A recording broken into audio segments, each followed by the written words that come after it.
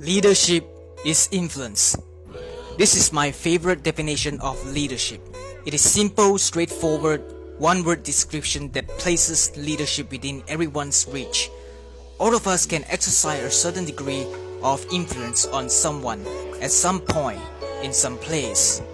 Leadership isn't about titles, positions, or flow cards. It's about one life influencing another. Character is power. The first lesson we must each learn is that broad leadership is built from deep character. An infrastructure of great character is essential to support great conduct.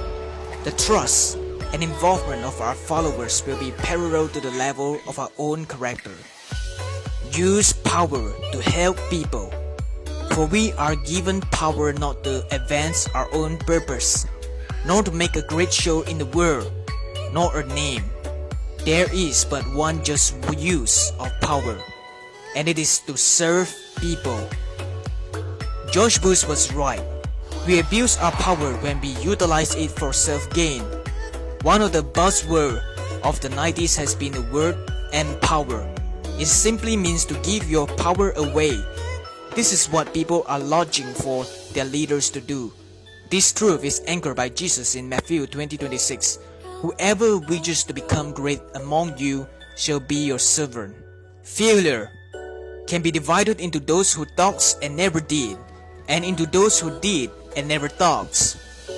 Someone once told me the world has two kinds of people, thinkers and doers. They then said the thinkers need to do more and the doers need to think more. I have always tried to do both, reflect and act. When I have combined the two, I have greatly reduced the odds of failure. Leaders must be close enough to relate to others, but far enough ahead to motivate them. I've always believed this principle. It's beautifully combined the necessities of both relationship and vision. I must live with the people to understand them and earn their trust.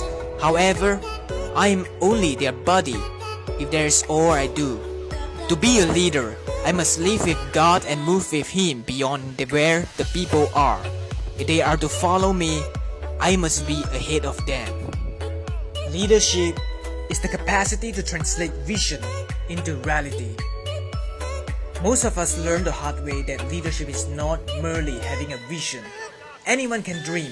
Effective leadership is knowing how to lay down the action step for yourself and the organization that the vision can be realized. This requires us to be practical and to understand the process along the way. You manage things, you lead people.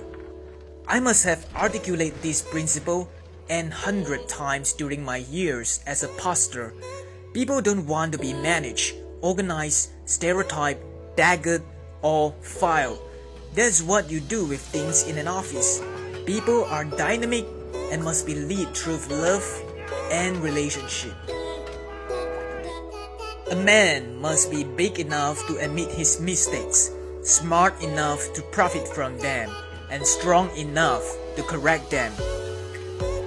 One of the least talked about prerequisites for leadership is a strong sense of personal security. Without it, I sabotage myself and my organization. With it, I can handle mistakes with perspective and have the ability to admit them, profit from them, and correct them. I don't know the key to success, but the key to failure is trying to please everybody. One of the biggest of many of today's leaders is our compulsion to take surveys. It happens in politics and it happens in churches. A leader must go beyond being a people pleaser to being a God pleaser. If our need for the people's affirmation exceeds our needs for the God's affirmation, we are in trouble. Leadership sometimes means doing what's unpopular. You are the same today that you are going to be 5 years from now, except for two things: the people with whom you associate and the books you read.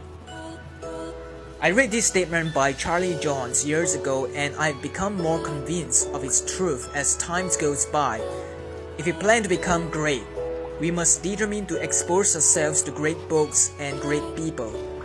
Their input will influence our growth more than anything else. Choose both wisely.